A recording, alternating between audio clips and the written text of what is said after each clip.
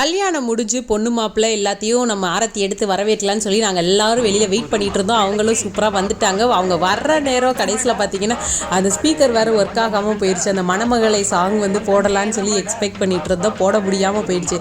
மாப்பிள்ளை தான் நம்ம வீட்டுக்கு வர்றாருல, பொண்ணு வீட்டுக்கு நம்ம என்ன பாட்டு போடலான்னு யோசிச்சுட்டு தான் நல்ல மாப்பிள்ளைக்கு நல்ல யோகம் வடா அப்படின்னு சொல்லிட்டு அந்த பாட்டை நாங்கள் ஃபோன்லேயே போட்டு ஃபன் பண்ணிகிட்டு இருந்தோம். மாப்பிள்ளைக்கு ஒரே சிரிப்பு.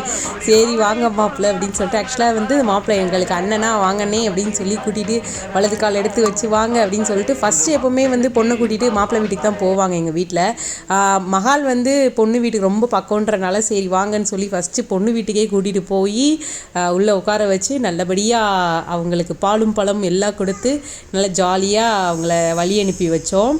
பொண்ணு மாப்பிள்ளை 2 பேர்த்திக்கும். சரி உங்கள் வீட்டில் எப்படி இந்த சம்பிரதாயம் நடக்கும், ஃபஸ்ட்டு பொண்ணு வீட்லையா பாலும் பழம் சாப்பிடுவாங்கல்ல, மாப்பிள்ளை வீட்லையா அப்படின்றத மறக்காமல் கமெண்ட் செக்ஷனில் சொல்லிவிட்டு நம்ம சேனலை அப்படியே சப்ஸ்கிரைப் பண்ணிக்கோங்க மக்களே.